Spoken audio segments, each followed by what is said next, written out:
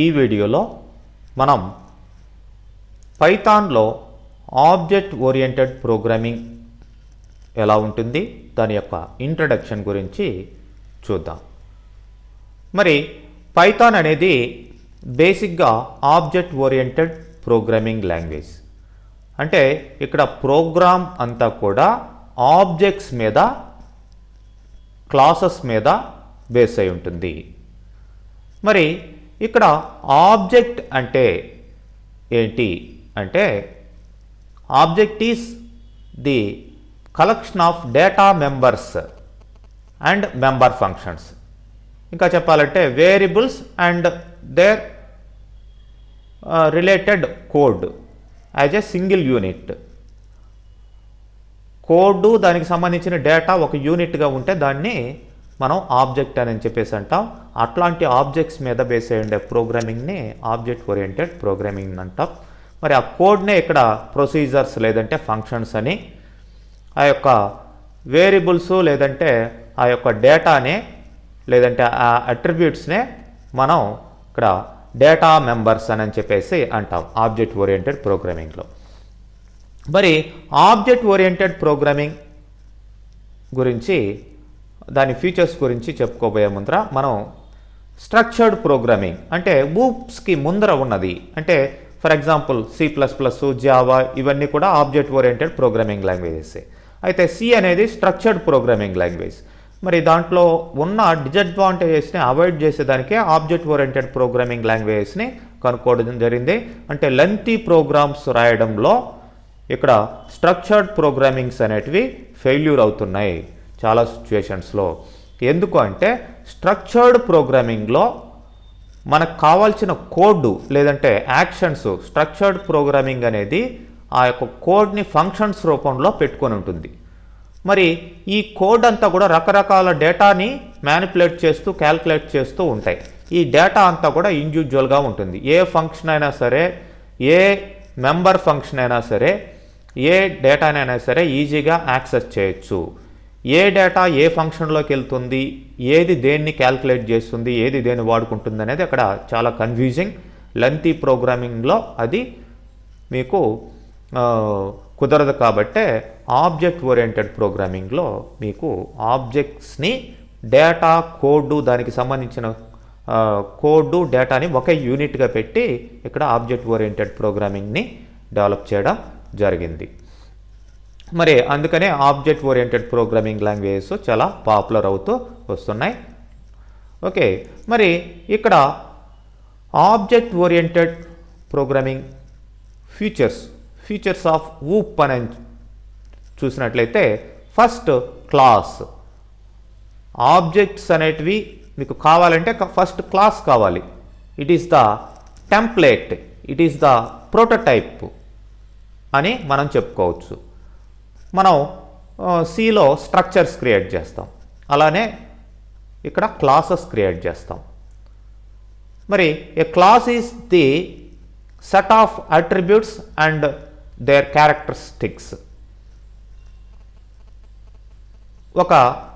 మీకు ఒకే దాంట్లో డిఫైన్ చేయబడి ఉంటే దాన్నే క్లాస్ అని చెప్పేసి అంటాం. అంటే అట్రిబ్యూట్స్ అంటే ఇక్కడ మీకు డేటా మెంబర్స్ లేదంటే వేరియబుల్స్ అనుకోండి.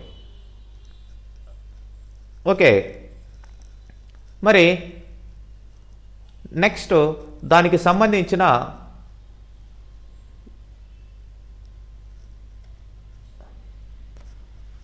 కోడ్ ఏదైతే ఉందో ఆ కోడ్ని మెథడ్స్ సూచిస్తాయి. అంటే డేటా మెంబర్సు, వాటి యొక్క మెంబర్ ఫంక్షన్స్ ఒకే దాంట్లో మీరు డిఫైన్ చేసి ఉంటారు, ఒకే దాంట్లో రాసి ఉంటారు. దాన్నే క్లాస్ అని చెప్పేసి అంటాం. ఈ క్లాస్ని మనం ఏమన్నాం, యూజర్ డిఫైన్డ్ ప్రోటోటైప్ అని చెప్పేసి అన్నాం. యూజర్ డిఫైన్డ్ టైప్ అని కూడా అంటాం. ఓకే, ఇది బేస్ అన్నమాట. వేటికి బేసు? ఆబ్జెక్ట్స్కి బేసు. అంటే ఒకసారి ఒక క్లాస్ క్రియేట్ చేయబడింది అంటే ఆ క్లాస్ యూజ్ చేసుకొని ఎన్ని ఆబ్జెక్ట్స్ అయినా సరే మనం క్రియేట్ చేసుకోవచ్చు. ఫర్ ఎగ్జాంపుల్ ఇంట్ అనేది క్లాస్ అనుకుందాం. ఏ, బి, సి అనే వేరియబుల్స్ దానికి తీసుకుంటే అవన్నీ ఆబ్జెక్ట్స్ అనుకుందాం. అంటే ఒక ఇంటిజర్ డేటా టైప్ ఆల్రెడీ ఉంది కాబట్టి దానికి వేరియబుల్స్ తీసుకుంటున్నాం. ఏబిసి అన్నీ కూడా ఆ యొక్క ఇంట్ ఏ క్యారెక్టరిస్టిక్ని ఏ విధమైన బిహేవియర్ని కలిగి ఉందో అదే విధంగా ఏబిసి ఫాలో అవుతాయి. మరి ఇక్కడ ఏబిసిలు అనేటివి ఆబ్జెక్ట్స్ అనుకుంటే ఇంట్ అనేది క్లాస్ అని చెప్పుకోవచ్చు. బట్ ఇక్కడ యూజర్ డిఫైన్డ్, మనం సొంతంగా మన పేరు పెట్టుకొని ఎన్ని క్లాసులైనా మనం క్రియేట్ చేసుకోవచ్చు. వాటికి ఒక్కొక్క దానికి ఎన్ని ఆబ్జెక్ట్స్ అయినా మనం క్రియేట్ చేసుకోవచ్చు. ఓకే, అన్నీ కూడా ఆ యొక్క క్లాస్ యొక్క బేస్ టైప్ యొక్క బిహేవియర్నే కలిగి ఉంటాయి. ఓకే, మరి ఇన్హెరిటెన్స్ అనేది ఊప్స్లో ఇంకొక ఫీచర్.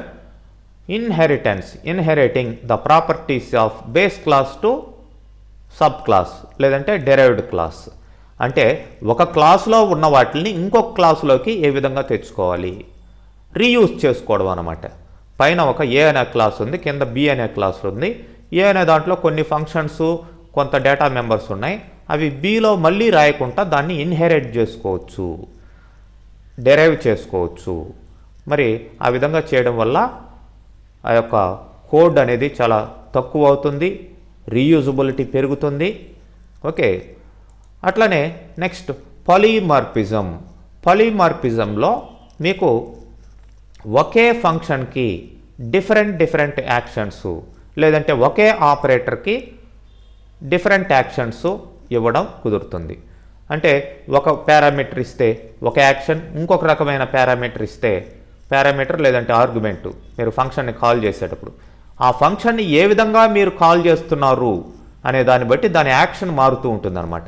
అంటే ఒకే ఫంక్షన్కి రకరకాల కోడింగ్ని అసైన్ చేయడం, మనకి మన సిచ్యువేషన్ బట్టి ఏది కావాల్సి ఉంటే దాన్ని వాడుకోవడం అనమాట పాలిమార్ఫిజం.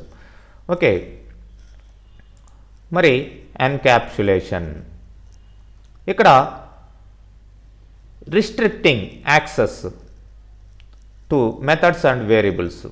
అంటే ఇక్కడ మనం క్లాస్లో చెప్పబడి ఉన్న మెథడ్స్, వేరియబుల్స్ లేదంటే data members, member functions. Methods అంటే నథింగ్ బట్ మెంబర్ ఫంక్షన్స్ లేదంటే మెంబర్ మెథడ్స్ అనొచ్చు. వేరియబుల్స్ అంటే డేటా మెంబర్స్. ఓకే, మరి ఈ డేటా మెంబర్సు లేదంటే మెంబర్ మెథడ్స్ ఎట్లా పడితే అట్లా యాక్సెస్ కాకుండా, ఏ ఫంక్షన్ పడితే ఆ ఫంక్షను, ఏ క్లాస్ పడితే ఆ క్లాసు వాటిని వాడుకోకుండా రిస్ట్రిక్ట్ చేయడం, కండిషన్ పెట్టడం, సెక్యూరిటీ పెట్టడం, ప్రొటెక్ట్ చేయడం, దాన్నే ఇక్కడ ఎన్క్యాప్సులేషన్ అని అంటాం.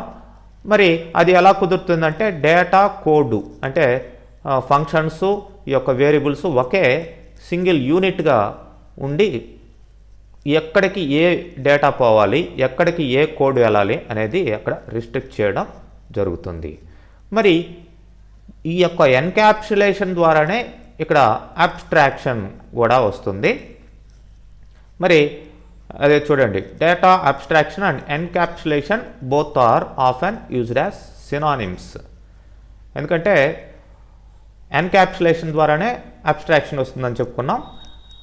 Hide the internal details, show only functionalities. Only ఏది కావాలో దాన్ని మాత్రమే వాడుకోవడం, మిగతా వాటిని హైడ్ చేయడం అంటే రిస్ట్రిక్ట్ చేయడం, సెక్యూరిటీ పెట్టడం. ఓకే, బ్యాక్గ్రౌండ్లో ఏముందో తెలియదు, ఫోర్గ్రౌండ్లో మాత్రం సమ్ యాక్షన్స్ జరుగుతూ ఉంటాయి. సో ఆ విధంగా చేయడం వల్ల మీకు డేటా సెక్యూరిటీ అనేది, ప్రోగ్రామింగ్ పోర్టబిలిటీ అనేది పెరుగుతుందన్నమాట. ఓకే, సో ఇవి main features of object oriented programming. Next వీడియోలో మనం ఈ యొక్క క్లాసెస్ని ఏ విధంగా క్రియేట్ చేయాలి అనేది చూస్తాం.